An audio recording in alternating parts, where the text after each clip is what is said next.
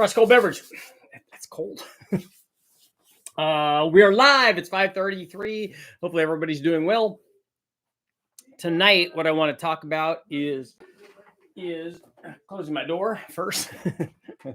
What I want to talk about are intake manifolds.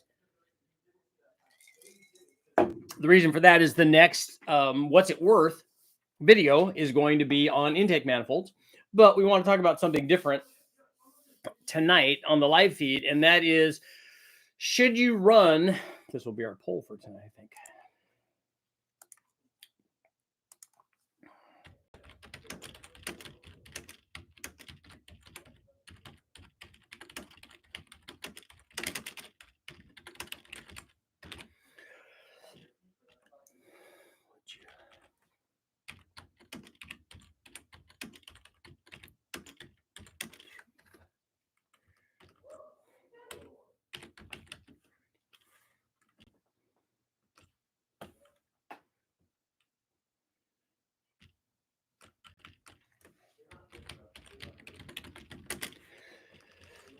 Would you be more open to running a short runner intake on a bigger displacement motor?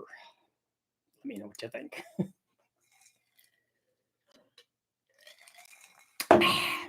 So, for instance, if, like, let's say the photo that we have up, the thumbnail that I have up, is a 6.2 liter LS3, and let's say you were going to put a short runner intake manifold on, like that fabricated sniperish kind of thing that is so popular. It does look a lot better than any of the black manifolds, any of the factory like composite LS3 or LY6 or any of the cathedral port stuff, the early truck, the later truck, the Trailblazer SS. Any of the factory manifolds just don't really look good. That fabricated aluminum one looks really good. It's polished. It's fancy. It bolts on nice. It has a lot of things going for it. and it could, in some instances, make more peak power. So you could say, yeah, it added 5 horsepower, 10 horsepower, whatever the number is. But the question is, and here's why we're having this discussion. Because if you take a look at an intake manifold upgrade, I'm going to be talking about this in the video. Take a look at an intake manifold upgrade on a 4.8. The same intake manifold that would allow you to make peak power at 7,000 or more RPM on a 4.8 is going to make peak power at a lower RPM on a 5.3, a 6.0, a 6.2, certainly a 7 liter. So the effective RPM range changes a bit with displacement. So if that's the case, the crossover point between where the short runner we're using as an arbitrary thing, we could pick one. It could be a Brian Tooley Racing Trinity intake manifold, could be the Sniper, could be a high ram, could be a low ram, could be an ultra low ram, depending on how crazy you want to get. But at some point, if you do a comparison, there's going to be a crossover where one of them is making more power than the other down low, and that at some point the other one that's shorter, usually the long one's going to make more power down low. And when we say down low, that could be up to 7,000 RPM. So at some point, there's going to be a crossover where the shorter runner manifold, in all of my testing, would start making more power. If we look at this, it's a lot like a single plane, dual plane on the older carbureted stuff, on the LS too, because we've run lots of carbureted manifolds on those as well. So same kind of thing. At some point, there could be a crossover point. When we go up in displacement, we shift that crossover point down lower. So now the shorter runner manifold is making more power, at some lower RPM. We might only be adjusting that by 100 RPM. It might be 300, it might be 500, whatever it is, depending on how big we go. If we put a fast manifold on that 495 stroker, we may have shifted it back 1,000 RPM or 1,500 RPM. But that's what will happen. So that theoretically could make the bigger, the short runner manifold on the bigger displacement more attractive, because then you have more effective, RPM range where you're making more power. And let's face it, that's what we all want. I mean, some of us, if you look at that intake manifold, cheers to those guys, they're just putting it on because it looks cool. And there's nothing wrong with that. I'm all for that. what I'm not for in the case of the people that are putting it on there to make it look good is when they also tried, and I had a discussion with somebody on one of the comments. They were telling me how the short runner manifolds don't really lose a bunch of low speed power, and that for all the guys that are racing, these short runner manifolds are way better thing. And I'm like, look, okay, all that's fine. I won't argue with you if you're building an 8,000 RPM motor and it's a turbo motor and you're drag racing it and you have a 4,500 or a 5,000 RPM stall converter. I'm like, look, that's a dedicated application. And what you're doing with that, what all the guys are doing with that, where you're drag racing it and you're running at that kind of engine speed, that's a better choice. Where the long runner falls off and the other one doesn't fall off, keeps climbing, or at least levels out, or whatever it does, where it's better than the long runner one, that makes more sense. But if you look at what happens down at 2,500 and 3,000, 3,500, 4,000, all up in those ranges where most of the street applications are, and even a lot of the street strip guys are, a guy just putting a turbo on a 4.8 or 5.3 or 6.0 or whatever, the RPM range that they're running in it, meaning 7,000 RPM and lower, something like a fast is just going to be a better manifold. It's going to have more average power production. If you're going beyond that, dude, I'm all for that. And you have a rising boost curve and you have the stall converter and you're drag racing and you two-step it and you do all the things that you're going to do, choose the intake manifold based on what's going to make your application go the fastest in the RPM range that you're running, because that's what intake manifolds are. They're an RPM specific kind of thing. And so that's all fine. Where I got off on my tangent here is guys putting these short runner manifolds on because they look good. You also don't get to say, yeah, but it really makes better power than a fast or whatever on a cathedral port. It doesn't do that.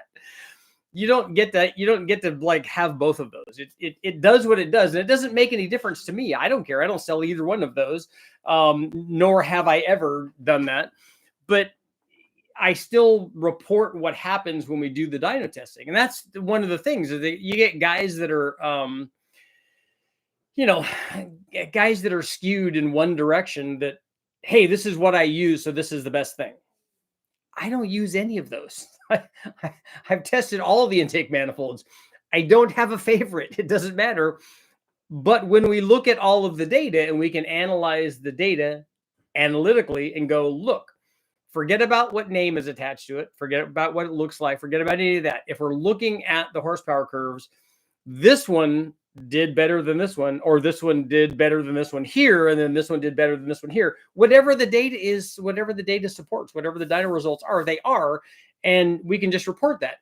There's no reason to get like all fired up like this guy ended up doing, and is unfortunate.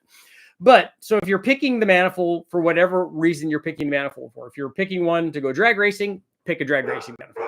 If you're picking one because it looks awesome, pick one that looks awesome. But just be upfront about that. Look, Duke, I like it because when I popped the hood, it looks a lot better. It was easy to install. It was inexpensive. It checked off all the boxes that I was looking for, and it works just fine.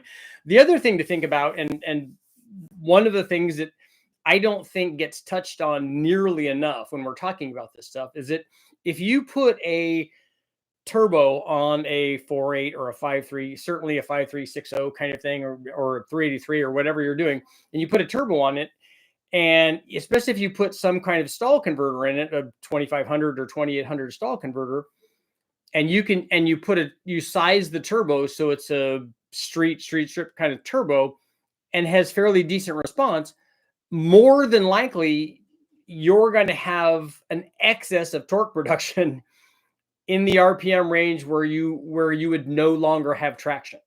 So if you can make more power than you have traction, and you have to modulate that by turning the boost down, turning the timing down, whatever you're doing, to whatever countermeasure you're throwing at this to get this thing to launch and not spin the tire, you might as well go ahead and take torque away with the intake manifold.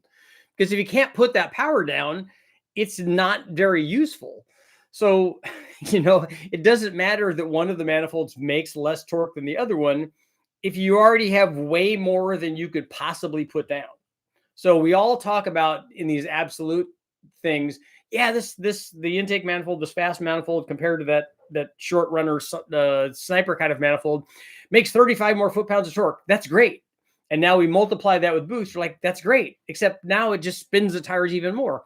And the flip side to that is if your goal is to spin the tires even more because you just want to roast the tires when you're rolling down the road, that's a better choice. Long runner manifold, instant boost response, lots of torque, lots of tire smoke, going, taking your kids to get donuts or whatever, and you want to do that. You want to do donuts yourself.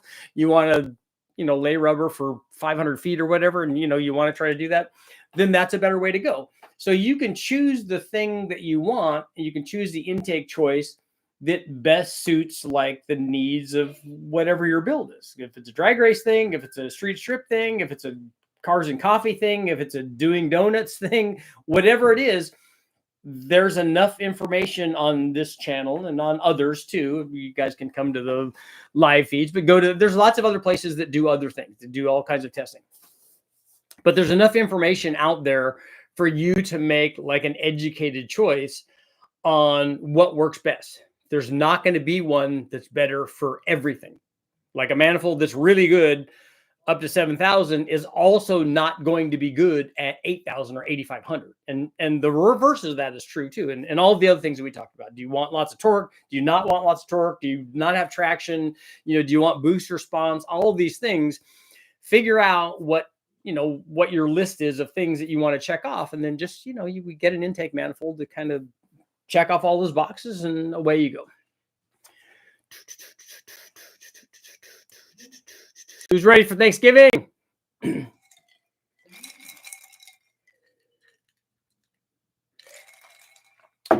thought that I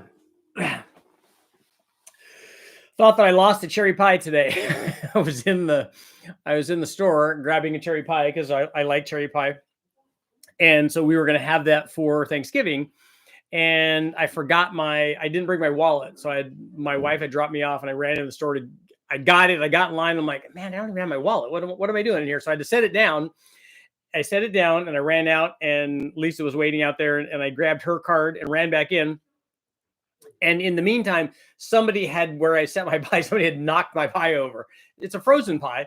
And somebody had knocked it over and it fell on the ground. I'm like, I'm not going back to get another pie. This line is way too long. I'm not waiting for this. I'm just going to take this one. I know it's probably dented. I know it's probably cracked. It's still going to taste good. I'm fine. I'm going to stay with it.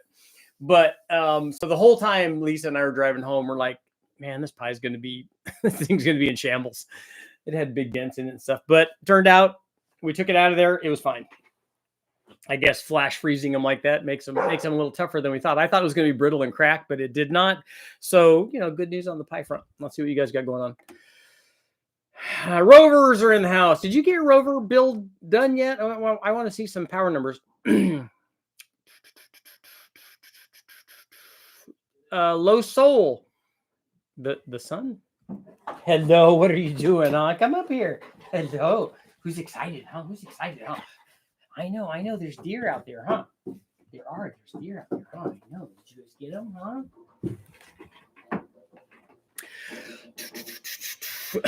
Happy Thanksgiving, unless you're a turkey. That's right. I do like turkey. Although I did see some posts today about we need to replace turkey with there are all kinds of other things that people want to replace it with, like brisket. That's all good. Tri-tip, that would be awesome. I would be all for any of that. Turkey's good though. I do like Thanksgiving dinner.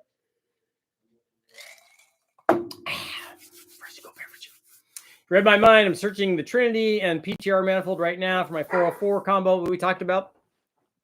Yeah, you're in an area where your motor's big and you're running RPM, so you should have a manifold like that.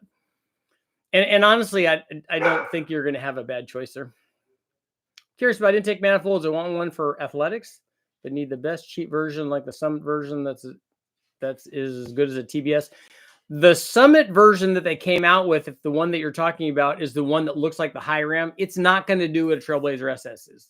It's going to do something more like a high ram, meaning it's going to lose power down low and make more power up top compared to a Trailblazer SS. Richard, have a great holiday. I will. I probably will be on. I probably will do a live feed tomorrow in the morning. I have a 396 with a TPS mini RAM. Is that considered a big engine? Yeah, for relative to the original motor, yeah, it's definitely big, especially if you compare it to the 4.3 liter version of that motor. And a mini RAM is definitely a short runner manifold, so you're all good, right? Long runners go low RPM on the street, normal car and truck. This is more useful. Smash that like button. Richard, got my low buck truck cam up and running. Runs awesome. The low RPM is awesome. Good. That's good. Did you, Tristan, did you send me an idle clip? If you haven't, send me an idle clip.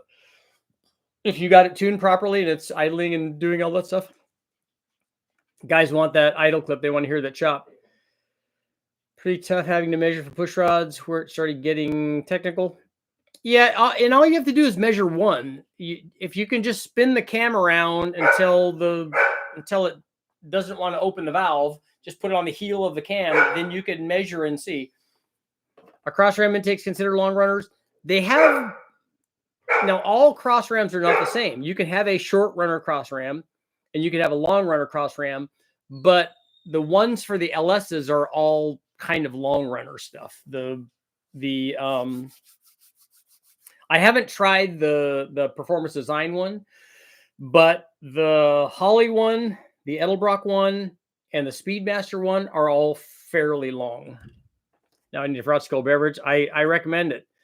Beachcomber Bob's. What's up with the dual throttle body intakes for LS motors? That's fine. They work fine. I've made lots of those.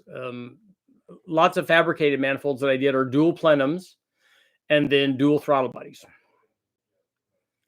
Will somebody ever make a really nice dual plane with the Dominator flange for a 500-inch big block Chevy? They already did. There's already a dual plane like that with a Dominator flange.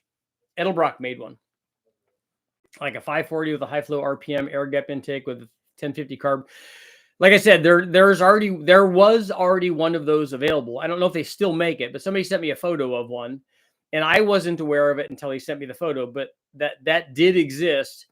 I don't know how big the runners and all of that were. My guess is probably even with the Dominator flange, I would hope that they made also the runners bigger and flow more because they had a Dominator flange on it, bigger than an air gap kind of thing. But I don't know. I don't know if they did that for thinking if it was made back in the day for 396s and for 427s and not for 540s and 572s. Tunnel ram for the win. Those are good.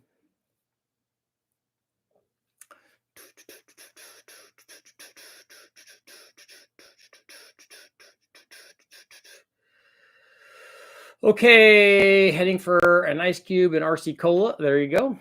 I haven't had an RC in a long time. I'm more of a cactus cooler guy, though. At what point do you call an intake a short or long runner? It just depends. It's just all relative. It's just one is shorter or longer than the other. There's no cutoff point.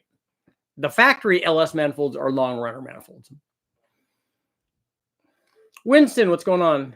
VLIM variable length intake manifolds should be more prevalent as well as exhaust like Yamaha's. I agree, and you do have that on more higher end stuff. Sometimes they vary the plenum volume, which is common. Variable length is more difficult because you have to have either two sets of runners like the old Integra GSRs. And other guy, Toyota, has done that. And Ford did that on their 4-valve stuff with Emmerich plates where they're blocking one of the plates of the 4-valve deal, one of the two port passages, basically. And that's fairly common as well to try to improve low-speed torque. And then, obviously, the one that everybody talks about is the Mazda 4-rotor deal that they ran at Le Mans where they had sliding trumpets. Lots of Formula Ones back in the day had sliding trumpets. Because you don't just want long and short. You actually want, what happens is if you have two different lengths, what you'll have is when I've done my testing, you produce a sine wave curve. And then with a different length, you produce a different sine wave curve. And what you want is you want a combination of those two runner lengths where you have the tops of all those sine waves. And to do that, what they had to do was take and not just run one length or the other length. They have to cycle the sliding trumpet, which is really kind of cool. You're Richard Holder. You don't need a wallet.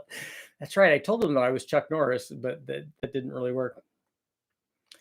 From your test, even a high RAM doesn't see gains until 5,800 over a stock. Yeah, a high RAM I could still consider a short runner intake manifold. The real question is how high are you willing to rev the engine and RPM and shifts? Yeah, and Kyle, for most of the stuff that I do, like for I'm thinking my whole thing, my bailiwick is is junkyard motors. So they're not I mean, we've run them fairly high, like we got the LS3 going to 7,700. But most of them are 7,000 or less, and most of them are 6,500 and less. And that's all dual plane and long runner stuff. Sounds similar to the Seinfeld episode with the hair in the cake. Steve Martin, a 540 should have enough torque that you don't need a dual plane. Who's buying car parts for their projects this week? Everyone be safe and don't drink and drive. That's true. You want to stay safe. Your family wants to see you. We have until Black Friday, we have 10% off on richardholderperformance.com. So we got not just cams anymore. We're more than cams. We have cam and spring packages. We got lifters. We got injectors. We got all kinds of stuff there. And then we're constantly going to be adding, hopefully indefinitely. Let's catch a live feed. Happy Thanksgiving. And to you too, Frank. Found a torque converter for my 4T80. Nice. Precision Industries was the only place I could find that makes one. Ooh, $1,100. What's the stall speed on that? And what are you what motor do you have in front of that trans? Making smoked praline sweet potato casserole. Sounds good. Leanne Whippins of Barbecue Pitmaster's recipe. Cool. He was trying to drag you off. Who Brady was? He does. The two dogs have if that's what this is about. The two dogs have completely different personalities. Bruno is kind of the alpha male. Brady is not and doesn't care that he's not. But when we come in from being outside or away for more than 5 minutes, Brady likes to grab onto my arm and just that's his love language. That's how he tells me that he's happy. He's happy to see me and he can't believe that I was gone for so long and all that. Bruno goes and grabs something and brings it to me. So my wife brought home a stuffed candy cane and Bruno decided that was his. Wasn't originally designed as that. It wasn't designed as a dog toy, but now it has become that because not that he doesn't have a whole, a toy chest full of dog toys, but that's his thing. And so they're completely different, but it's awesome. My turbo 521 has a short runner intake manifold. Probably with a 521 and a turbo, you're not lacking for torque, I would imagine. Probably, Jim, you got all the torque you can use, right? What kind of RPM is that thing running, Jim? Still running stock 3.9 liter, 2,200 miles. Estimated power at the wheels is a stratospheric 143 horsepower. But the thing is, it doesn't matter what the power output is. What matters is what the power output is, and then what it is after we change it. It's like the Sprint. I'm like, we were literally, I hate when people say that all the time, but with the Sprint, we were looking at gains of 1 and 2 horsepower. We were turning the boost up and getting 2 or 3 horsepower by running 1 more pound of boost. I'm like, that's really not a very big power gain, but relatively speaking, it is. And that's the same thing. BS is that you had 143 if you put headers on or exhaust or a tune or whatever, and you got it up to 147. That's better, and that's all that we care about really here. Richard, a while back ago, he had experience with a side draft stack injection on an LS7 from Speedmaster. Any problems with them by any chance? We didn't have problems with it on the engine dyno because what we're doing is only wide open throttle. We're doing idle and wide open throttle, and we're not driving it around, and we're not using it for very long. So the experience that you might have might be different than what we have. And a stack injection without like air cleaner assemblies, I mean, it looks awesome and it sounds awesome and it is awesome. They usually make good power. But I don't know about driving them around for a long time. Particularly, I can remember at West Tech, there was a big block in there that had a cross ram on it with stack injection on it. And what we noticed was, like with the hood closed on this Corvette, it's a big block too, that the openings for the stacks were essentially over the valve covers, right where all the heat was. Like, this is a terrible idea. So with the hood open, it looked great and it ran great, but less so when it was actually in operation. Got the tryptophan for the dinner nap. Yeah, we normally, when we were going to eat, we would have Thanksgiving at Lisa's parents' house. And before we do that, we'd all have the big football game. We'd all the big family football game. So all of the kids and parents and everything would get together and we'd all play this big football game. And everybody, because it was, for a lot of us, it was the only time, like I was working out and stuff, so running and stuff, but a lot of people, and even when I wasn't, I mean, it was terrible for me because you would go play football and you'd run as hard as you can and stuff. And then later that day, it's early the next day, you just couldn't even move, but it was awesome. But you'd get to eat a lot also, which also made you kind of lethargic. It was fun. My 40-year-old power steering line blew out 5 days before the cruise and show.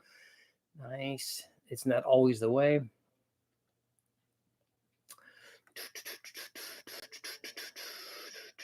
Scrolling. Hey, come on. Okay, listening up and driving home from work in Essex, UK. Neil, what's up? Cheers to Neil in UK. You guys are probably not celebrating Thanksgiving, I'm thinking. We as Americans are very myopic, so we think that everybody celebrates our holidays. I have a 5.7 Hemi. I want to run around 800 horsepower. Do I need to build it or just boost it? We've done more than that, but you're going to have to take it apart. You're going to have to put ring gap in it, and you're also going to have to obviously have it tuned. A 5.7 Hemi with a cam and springs and head gaskets and studs and ring gap and a proper tune will easily make that. I don't know how long it will do that.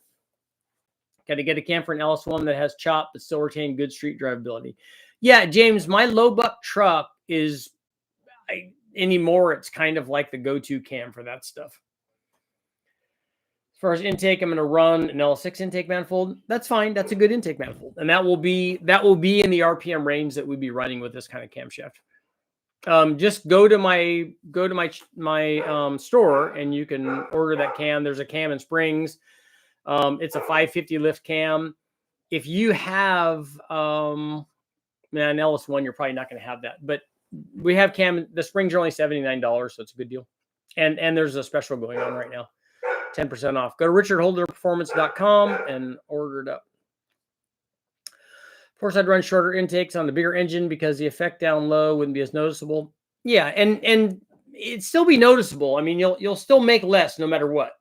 But the thing is, do you already, like we talked about, do you already have more than enough already? So if you have a 408 stroker, you're like, I'm not really lacking low speed torque. Or do you have a 572 big block and you're like, yeah, the low speed torque really isn't the problem here. Visor has a bunch of information on intake, runner design. You need to speed the video up 2 times. When you're going to pick up the 455 Ols, I know, I would like to. I haven't seen David, and I've talked to David a lot, and I haven't seen David do runner length testing though. He has math and stuff to do that, but I haven't seen him actually like build adjustable manifolds. Short runner's cool if you're willing to beef up the valve train to support the short runners. I haven't had a cactus cooler in 30 years since I moved from California to Texas. Do they not have, you would think that they would have more cactus coolers in Texas. You think of more of Texas as having cactuses, although we have a lot in Southern California. Did I hear 1480? I'm jealous. The designated decoy this weekend. I'll blow zeros on the breathalyzer. All my friends make the great escape. That's good. That's good that you're that guy. And you've probably not been that guy before too, and somebody else has. So we all got to take chances. Not take chances. We all have to take our turns. I was talking to somebody about that the other day while I was driving. This is actually one of the things that I wanted to talk about when I was on the 24-hour marathon thing, and that's driving etiquette. A lot of people don't get it. They don't understand driving etiquette. So And there are lots of driving etiquette things to talk about, all kinds of stuff, cutting in line and all that stuff. But one of the things I want to talk about is being what I call a remora. So when you're out driving on the road and you're wanting to, let's say you're young and you want to drive fast and you're trying to make time and you're going 80 or 90 or whatever you're going. I've done that before when I was younger. And so I've driven from Northern California to Southern California a lot and back and forth. That's a 450-mile trip each way. So sometimes you, especially before you get out and you're wanting to make time. And having had lots of fast cars, you're driving them fast. So you're trying to get out there and make time. So I can remember driving and going through the grapevine. I'm coming down, going through the grapevine, and I'm going pretty fast. And we go by this person that's in another car, and they try tuck in behind me. I'm like, oh, okay. So this guy's going to be a remora, and he's going to try to get with somebody who's going fast, and he's going to let them lead the way. And because they know that the lead driver is always the guy that gets pulled over by the highway patrol. That's not good driving etiquette. That's not what you should do. Like if I'm driving with a buddy of mine, what we do is, and we're both, going fast, we take turns. Like I'll lead for a while and then he leads for a while. And then we both share the time being on point, because that's the danger area. But you have to share that. It's not all just one guy taking the hits and taking the shots. Both people have to do that. And if you get even somebody that you don't know, and they want to tuck in behind you, they don't just get to do that. They don't get a free ride. Like, I don't mind a guy wanting to go fast with me. That's okay. I'm okay with that. I don't begrudge a guy passing me and making a move and then taking off and going fast. I'm like, dude, you do your thing, man. I support you wanting to go fast, as long as you don't cut in front of me and then try to brake check me or something. You don't want to do something dumb, because then you're going in the weeds. But so if a guy wants to do that, that's fine. But if a guy wants to tuck in behind me and he wants to go fast, I'm okay with that, as long as good driving etiquette. He moves around and I'll do it for half an hour or an hour or whatever, and then you gotta take the lead for a while. You both got to do it. You got to share the danger. And so this guy didn't want to do that. So I'm like, oh, okay, no, you're gonna do that. You're either gonna do that or you don't get to follow. And so I would move over and let him go and let him lead for a while, and he would just back off. I'm like, oh, you have no idea. You have no idea who you're messing with. And so I would speed way up and he'd speed up, and I would let off and then he would let off. And so finally I just started like, okay, I was, chasing him all the way across the freeway. And he's like, oh yeah, this guy's not somebody to toy with. Because you have to do that. That's part of the deal. If you're out on the road and you want to be one of the guys, you got to either be one of the guys or you're not. You don't get to be one of the guys. So those are the choices. So those are one of the things I want to talk about when we're talking about doing our live feed. The best I can figure is an LS6 intake is just as good as any other to run on LS1. Yeah, the LS6 intake manifold is good.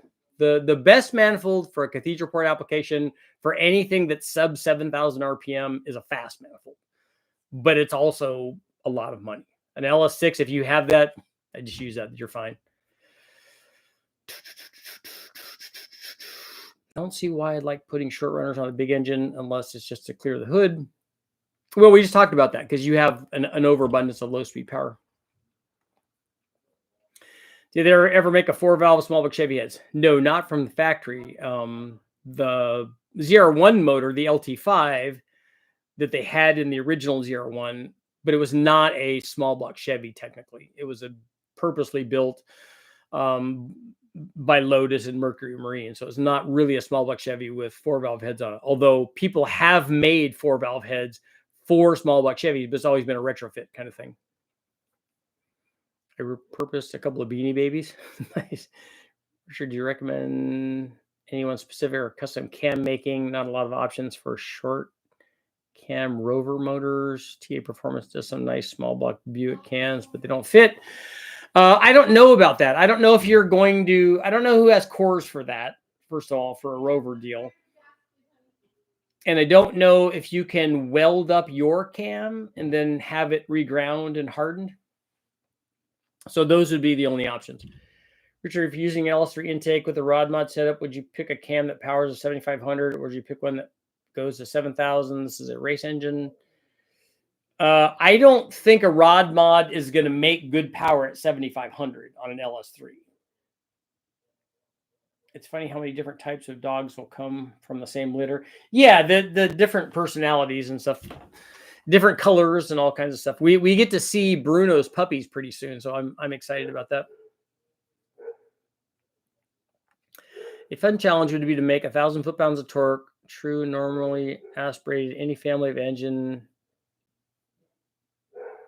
and allow a true budget of 15,000 horsepower. So you just make a big motor then, if it's naturally aspirated.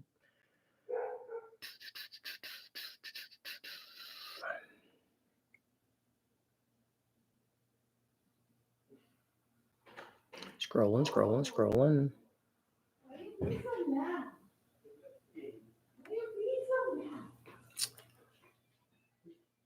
I was making noise with my big block Buick, and it was quite loud. My dog grabbed me when I was walking into the house and put me in the room. The 3.9 liter, the cam is flat. Yeah, as a pancake. Yeah, because it's not making a lot of power, right? If it had a good cam in it, it'd be making 390 horsepower, right? It'd be making 100 horsepower per liter. The Turbo 521 6500, cool.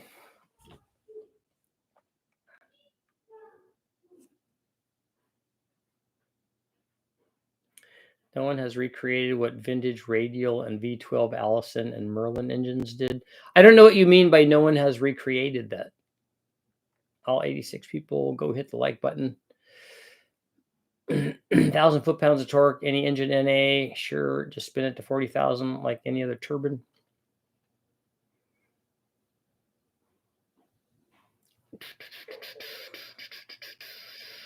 No, you just need to make a big motor that will make 1,000 foot-pounds. My 4T80 is getting forced into an LS4. Okay.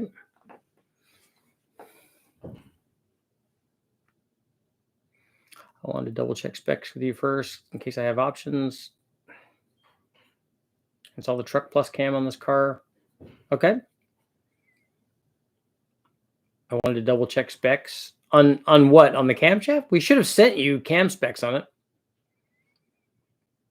I just joined the LS gang, Chevy pickup, 4-wheel drive, extended cab, parts truck, runs and drives, $100. Nice. Trying to decide what to do with it. Oh, torque converter specs. I would put like a 25 to 2800 in that.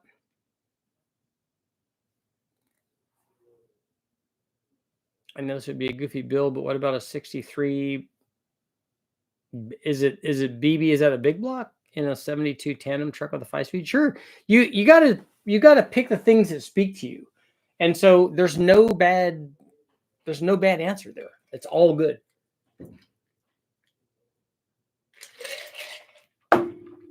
Joe Boo needs a refill. That's one thing I was talking to a guy about.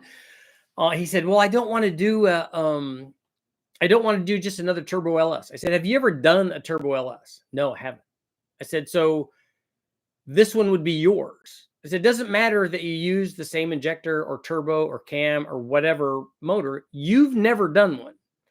So when you build it or modify it, if it's already built, and then you get it running, and then you have it tuned, and it's in your car, and you get to enjoy it, and you get to feel what that turbo torque feels like." I said, "I guarantee you that it's going to put a smile on your face." I said, "It doesn't matter that other people have done it. Just go do it. And this is yours. This is not somebody else's turbo build. It's not whatever you have, a C10, S10. I don't care. One of the 10s. It doesn't matter. A perfect 10.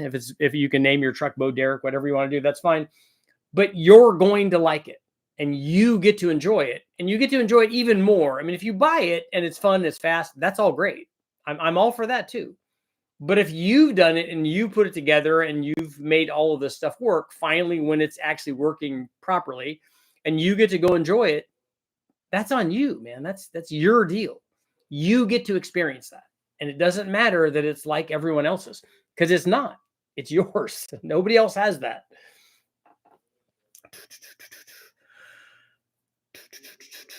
The 224 cam and a small block 350, what head would be ideal? A airflow research head. I have 882s now, also a Vortex set. A Vortex would be a lot better than 882. It'll make a lot more power and it flows a lot more. A Vortex head will make a big difference, yes. I'm with you on the factory LS3 L92 intakes. They'll make great average power below 6,500. Shorter intake runner manifolds. Heavy asking how high can you rev it? Particularly on a 6.2. If like we tested when we did the LS3 intakes, we did a bunch of testing on a 415 stroker, and that's a little different, not a lot, but a little different than doing it on a 6.2. A way to purchase a converter till I consulted you. Yeah, I don't think you're going to go wrong with the converter choice. You're going to see Vizard 8 Webers on LS in his How to Build a Small Batch Chevy. He did it on a 350 tow vehicle. How about 8 Webers on a long ram? All of that's fine. The Webers don't, I mean, the runner length is going to be one thing. And then I'm hoping that the Webers you could get, like they're not restrictive. And also you could get the proper air fuel. So all of that's fine. With guys like David Vizard, I like just listening to his stories. I don't even care if they're true. I don't even care if they're exaggerated. It doesn't matter to me. Guys that have done stuff, particularly stuff that's back in the day. Like I was lucky enough, I got to go to what's called an adventurers club. And the people that were speaking at the adventurers club were two guys that these guys were in their 90s, I think. There were two guys that were in the Battle of the Bulge. So they were legit. And then there were 4 or 5 SR-71 pilots there. So all of the guys that are walking around on YouTube or whatever and thinking that they're Johnny Badass and stuff, they're not. Well, they might be. But you can't take away from what these guys did. And I'm like, dude, this is... It's so humbling to hear from people like this. It's amazing. Thanks for answering the question. I will definitely order from you at my parts. I'm building it for a 99 Trans Am. I like Trans Ams. I particularly like the hoods on the Trans Ams. And in my opinion, I know that a lot of the Chevy guys are going to be mad, but the Pontiac stuff, like the Firebirds, have always looked better than the Camaros did. I think that they did a better job on the external design. The nice example is the long ram and short ram intakes from Chrysler in the 60s. Yeah, the big giant Sonic Ram deals, those are cool. I mean, they're not cool for high RPM, but they're, because if you open the hood and go, hey, look, it has a dual quad or a single 4-barrel or whatever it has, yeah, that's fantastic. But if you open the hood of a Chrysler and it has that Sonic Ram on it with the 2 carburetors sticking way out over the valve covers, everyone's going to think that that's awesome without exception. It doesn't matter that it doesn't make as much peak power or whatever. It's still kind of awesome because of what it is. You see a GSXR has a sliding trumpet setup like a new one does. I had a GSXR back in the day, but mine didn't have that. In my state, they go for a guy at the back, lead cars get away. I don't know what that is. You can just drive it until the speed cut comes in. You can't just drive until the speed cut comes on. Short runner had to torque 2K to 5K and long runner 3.7 to exact, but in the ballpark here. Buster, if you're saying a short runner makes more torque down low and a long runner makes more torque up top, you need to flip that. That would be the reverse of that. Both of them will benefit from drafting. One of the greatest things I saw, you're talking about drafting, Dan, is in the Silver State race. There's a guy out there with a Lotus Elan and a Mini Cooper, both of them modified, but both of them were set up to go track racing, Streets of Willow, Button Willow, all that stuff. But they brought him out to the Silver State. Those two guys were going like 105 or 110 miles an hour, whatever. But those guys, because they had such, they had straightaways that were like 10 miles long, and even ones that were a couple of miles long. Those guys had more fun than anybody in the race going 105 miles an hour. Because those guys would draft each other, and the Mini Cooper would just like ease by, and then the Lotus would draft him for a while, and then he would ease by. I'm like, dude, you guys are. We bought both of them drinks because they were at the awards banquet after the race. We're like, dude, you guys, because we got to see video of all of this, because everybody, they set up video along the race, and so everybody filmed that, and then they had a spotter plane and all kinds of stuff. So it was really, really cool to watch those guys. Like, everybody went fast. Big Red was there and all, and it was all awesome. But those guys were like, dude, he's like, oh, that's so cool that you like that. We're like, dude, 100 miles an hour, it doesn't matter. You guys are like racing. It was really cool. Life starts at 140. One of the cool things about the old GSR Integra dual runner intake was using the long runners to light the turbo. Yeah, and that's when, like Kyle, that's when guys used to tell me back in the day, oh, you can't run a VTEC motor with a turbo. I'm like, no, you should exactly run a VTEC motor with a turbo. That will be nothing but good.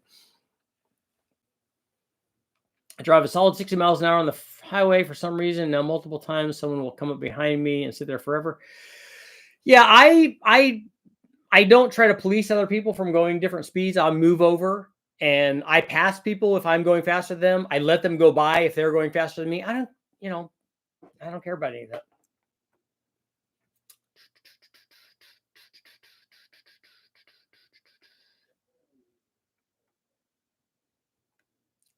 Rolling, scrolling.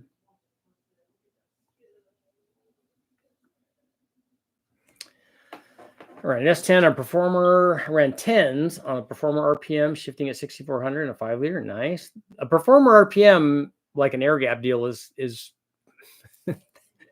we have sold so many of those for Edelbrock. If you're in Alabama or something, end of the month, you can run 76 pretty safely. It's best to stay in the right lane, but they leave you alone. Quoted time, you better be more careful. 90-95-01 double over cam. The only small block Chevy similar was the bore spacing and believe some deck height. Mercury Marine engine with the goofy 2 key ring. Yeah, it was they had a valet mode on it, which was cool.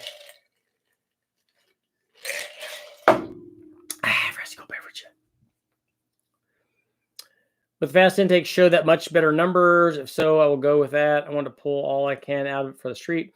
If you're staying NA and you have a cathedral port application, I would run the fast manifold. It's definitely going to be better than LS6. I have videos up of what the power gains are. Will cam overlap still have the scavenging effect if running stock manifolds instead of headers? Yes. You will have better power starting and better power ending if you have headers compared to stock exhaust manifolds. But the intake manifold still functions the same way. So the reflected wave still works on an intake manifold. It doesn't care about the exhaust. It does care about the exhaust, but it still does what it does. It does better with the exhaust. Got to go prep food for tomorrow. Nice. All right, BS. We'll see you tomorrow.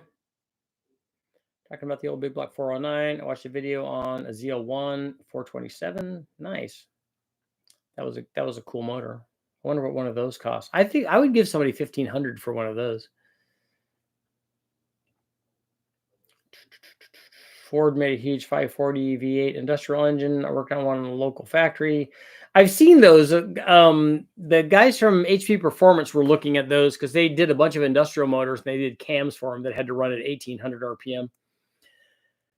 I have an 06 four-wheel drive regular cab Canyon. I'm tempted to put a $100 drivetrain in it, or I have a 39 Ford chassis with a Mustang 2 front end. That's a bigger project. Sounds like you got a couple projects. Just picked up 2 470 Mercruiser engines. Excited to put one in my Roadster pickup. Nice. The original Cyclone was a low RPM motor. Yeah, and so was the Grand National, I think you could argue. When you install the LS6 intake on the LS2, you also have to install a 78mm throttle body. How does this affect the horsepower for the LS2? In my testing, the LS6 with the smaller throttle body makes more power than the LS2 intake manifold. So if that gives you an indication. SR71 usually can't tell you about pilots. No, everybody there, when I was there for that thing, asked them how fast the SR71 goes, and none of them would say it.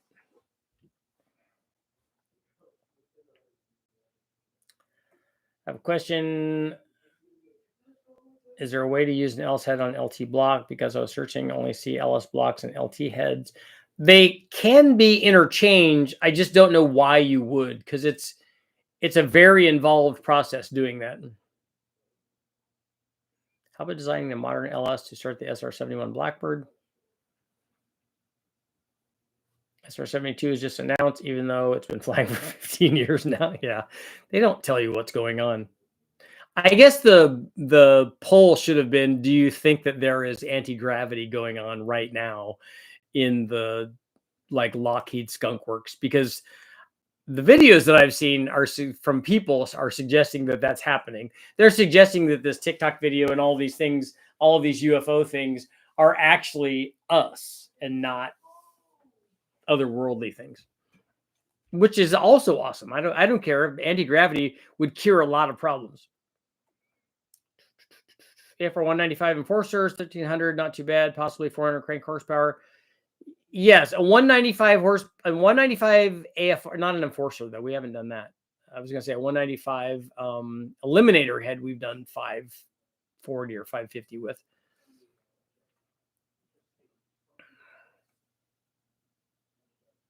It took 600 shaft horsepower. It took 600 horsepower shaft horsepower to start the SR71s.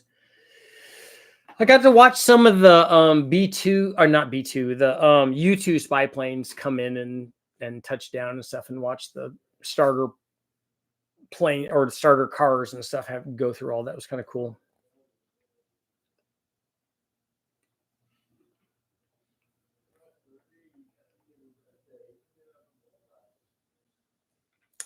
It's a different kind of fun when you can max a car out rather than having way more car left for your driving ability.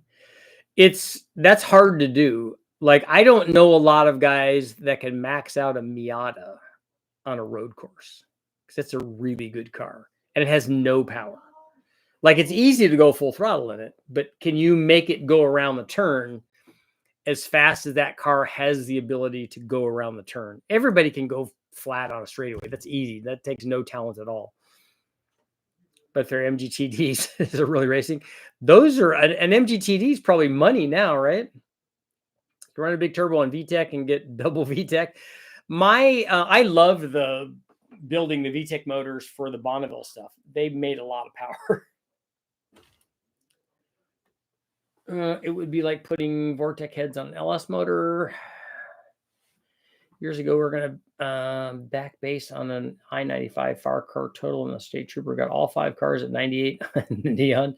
Where it talks about bad about Miatas, but watching spec Miatas on road course is epic because they actually have to outdrive each other. Miata racing is awesome. So anybody that thinks otherwise has never watched a Miata race, because those guys are really making it happen. That's why I love, like, I went when I was running World Challenge in a Mustang, which was awesome. But I remember we were at Road America, which is an amazing track, probably my favorite.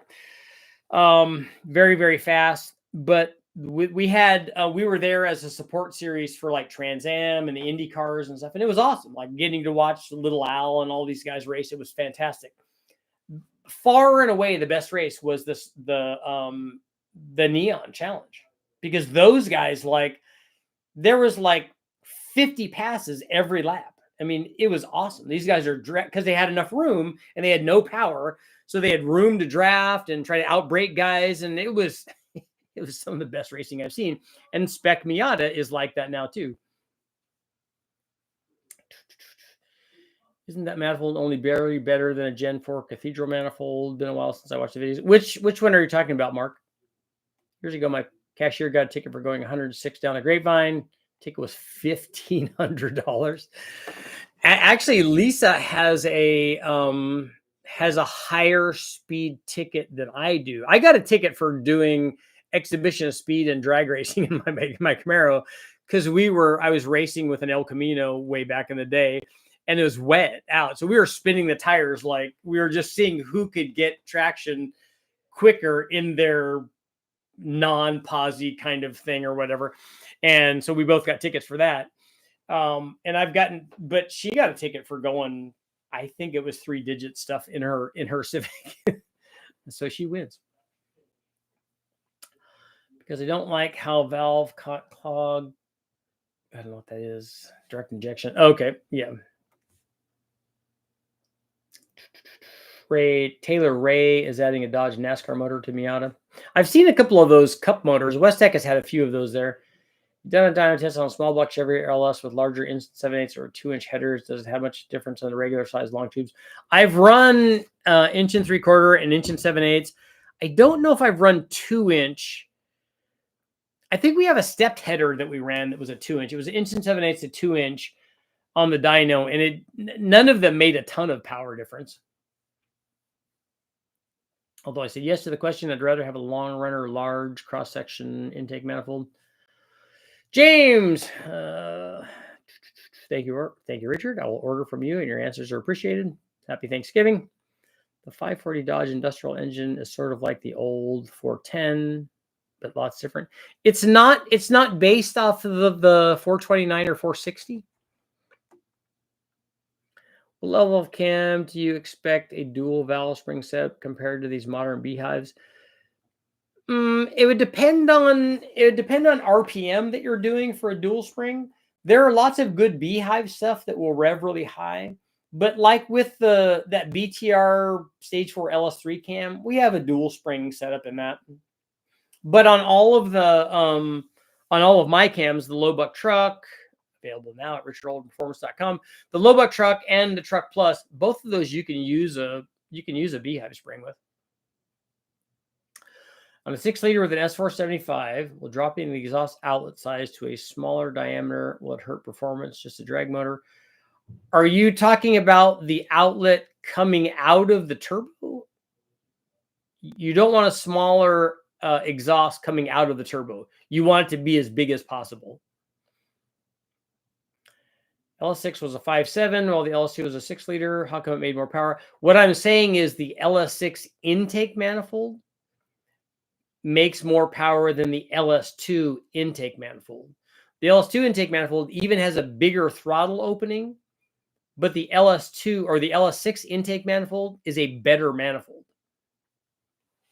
But an LS6 doesn't make, well, it makes roughly the same peak power as an LS2, but the LS2 being a 6-liter makes a lot more average power. But what I was talking about was just the intake manifold in a comparison of just the intake manifolds on the same motor.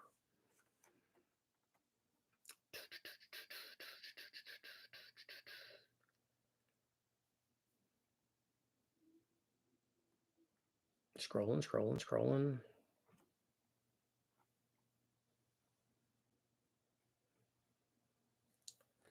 The Tic Tacs look interesting. Yeah, I love the UFO stuff, and I love the ancient technology stuff, and I love who is it? Graham. What the heck's the guy's name? NSR71 pilots once told me I can say how fast it goes, but I've been the sunset 7 times in one day. Oh, I can't say how fast it goes. The torque, get a Ford GAA aluminum Sherman Tang engine. I corresponded with a retired Skunk Works radar designer for a few years in the 1990s. He did say it was always interesting. I love the books on the Area 51 stuff, and I love the fact that they this makes me just love those guys. I wish that I could meet the guys and buy them a drink.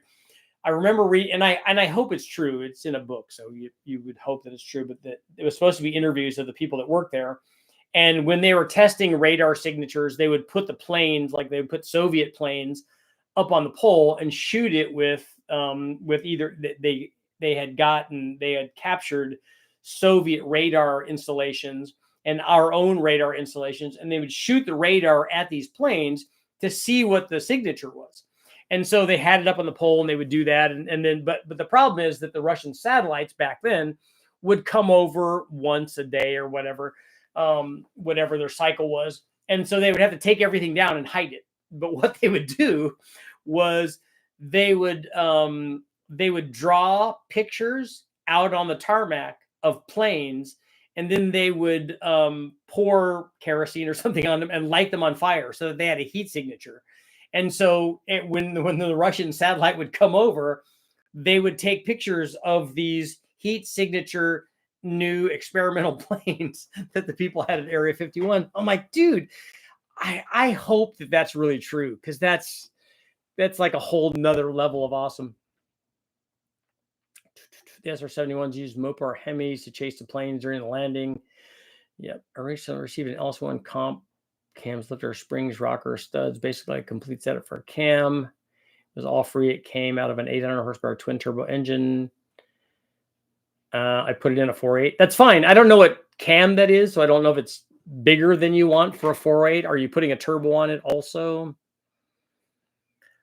Most guys wouldn't have the stones to take a car all out. We do that at Bonneville, obviously, and I've done that in Mexico in top secret test roads. I'll be able to use 100% throttle on the street is no fun. Found a new in the box Wind 177. Very cool. Putting on a Goodwrench 350. Yeah, that will be good. And it's good to start out with something that's not going to make a ton of power, and then do heads, cam, and intake manifold. Then it will make more power, and then you spin the blower faster. All that's good.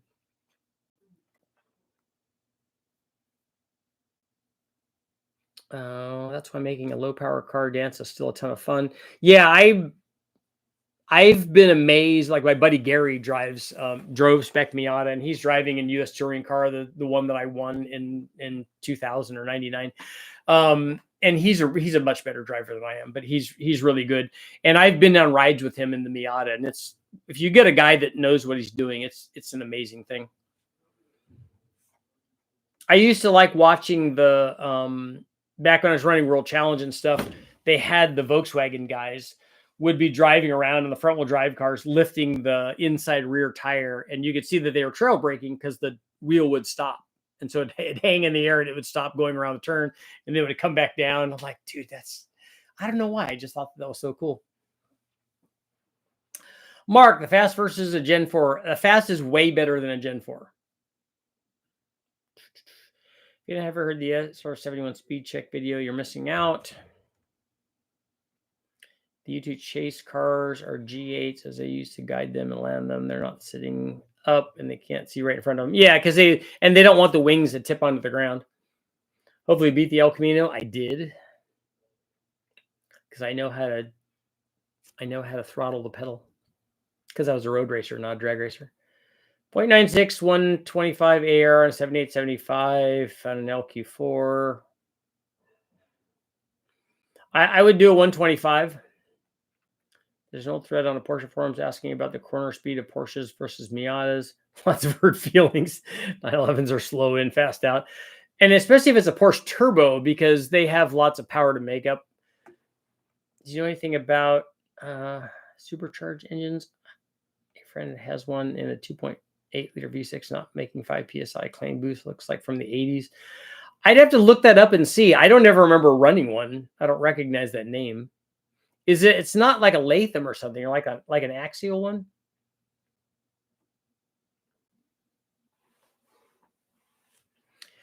Yes, there's 71 flyby at Sac Metro. Yeah, he even radioed the tower at the Sacramento one.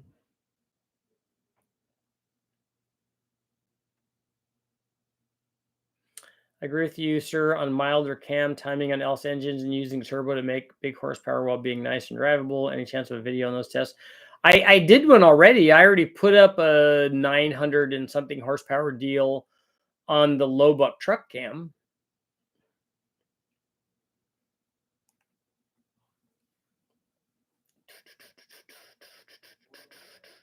Coolest video I saw was on Street Fire, a 290 horsepower NA Bridgeport. First gen RX-7 race at 600 horsepower C6. Great race. RX-7 would catch everything in the corners.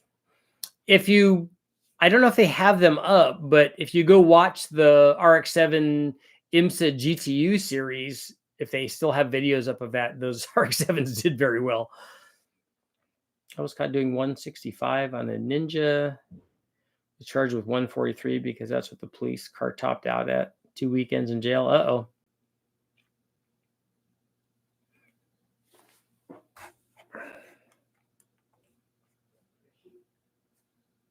when the people vandalize SR71s. I haven't seen that.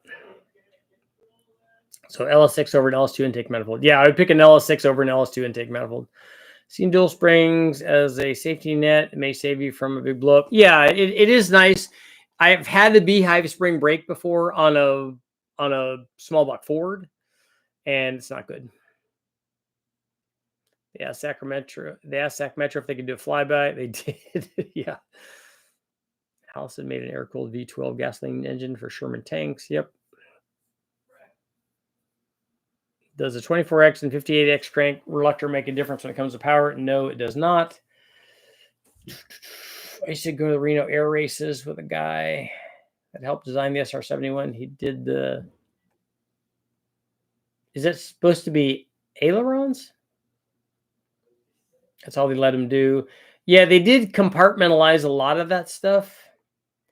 My 220 wheel horsepower GLH Omni was in C Street prepared with ACR neons on slicks background. The autocross, my old Omni slaughtered them. Yeah, what I was talking about was not autocross. This was actually road racing. A lot of the Porsches would lift up the inside front wheel. Three-wheel cars, not the fast way around the track. No, you should have more surface area there, would be better.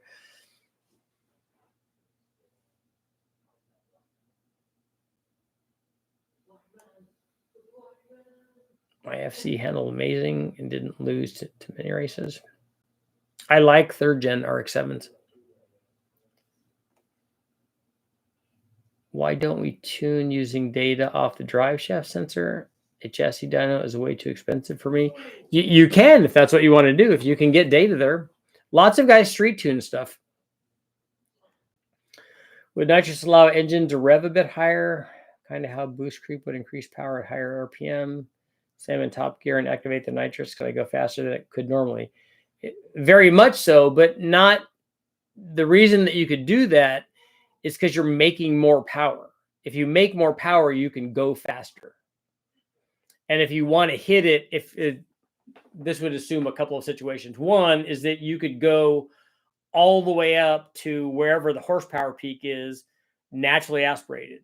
And then if you hit nitrous and you add another 100 horsepower for however long you're holding the nitrous, for whatever RPM that is, whatever another 100 horsepower would do, you could go faster. An NSX once got me, but I broke my alternator and water belt. I had an NSX out of 91, and I used to beat guys in Corvettes, mostly because I knew how to drive, but also because I could hook up. And a lot of those guys would just spin the tires. Jay, I don't know what you mean by thoughts. I just came across Lycoming V12. I was thinking about picking up. That would be cool. What's the tip over point of a general 700 horsepower car like a Gen 2 Camaro at Bonneville versus lower altitude on asphalts? I've heard that the lower power stuff goes fast in thin air, even though elevation kills power. Well, I don't know if that's an accurate statement or not. What I can tell you is there is an optimal elevation for air resistance and power change, but it's not where Bonneville is. So your car could go faster at a lower DA than what Bonneville is at.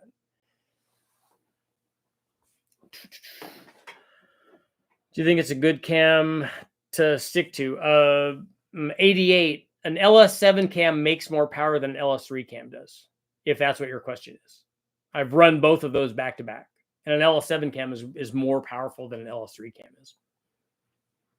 An LS3 cam makes more low speed power.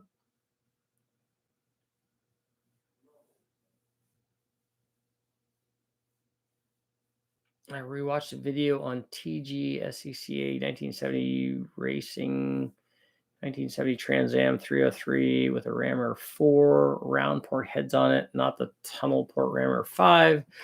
So why should I watch that? What is it we're trying to find out?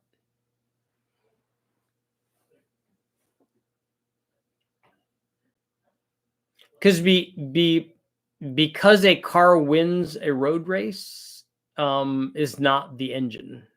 It's a lot of things. My car, my Del Sol was not making the most power in the field when I would win. I do love those Trans Am races. So if you're telling me that I should watch it because it's Trans Am stuff, I'm all in on that. I just didn't know if there was something specific that you were trying to show, that you were trying to showcase. So let's go to our poll. It is, would you be more open to running a short runner intake on a bigger motor? 78% are saying yes. Can-Am cars were wild. Yeah, I like the innovation in Can-Am stuff. They were no prep racing the past weekend at 700 feet below sea level. Yeah, yeah, that would make lots of power.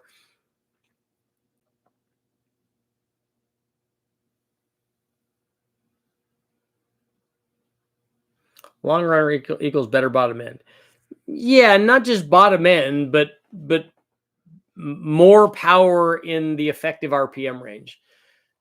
Long runner is for lower, whatever that lower might be 7,000 and less, and then short runner is for higher. Still love the Can-Am cars. I'd buy one and drive it on the street. You want to buy it like a McLaren and drive it on the street with stacks on it? It would be cool. You could be like Lee Majors, right? And wasn't it, who was in the plane? Was that Burgess Meredith? I think it was, right? And as much as I like those big block cars, I still would want a 91730 just because it had a bajillion horsepower.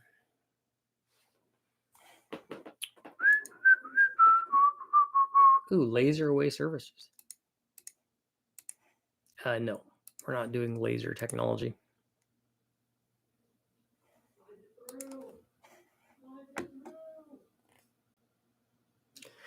What the hell is an L97?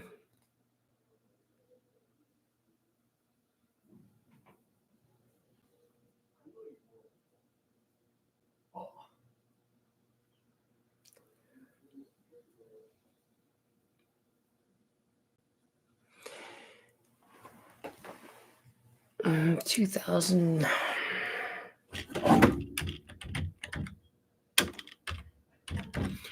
What the hell is an L97?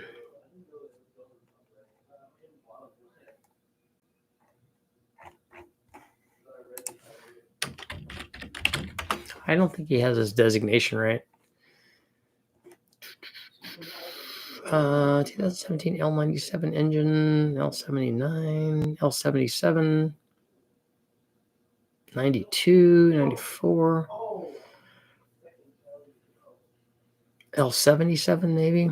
I think that this guy's got this wrong.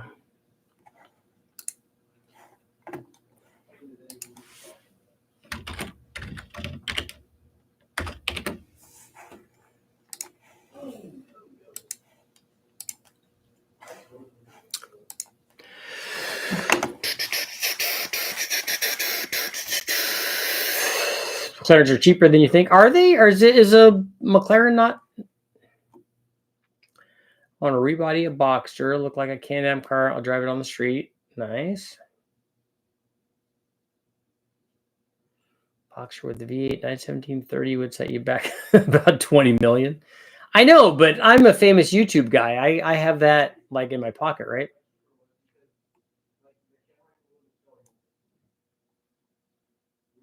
What do you think is the best intake for a 400 LS with LS3 heads? Lucky for you, I have tested all the intake manifolds on a 415-inch LS3 base motor, and you can take a look at that video.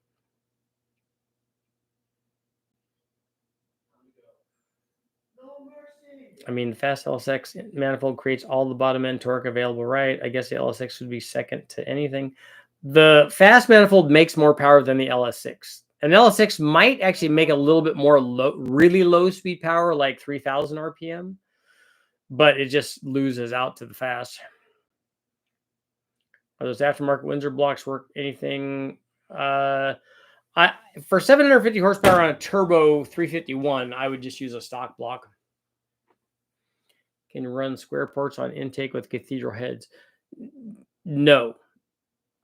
You can. They make adapters for that, but it's a terrible idea.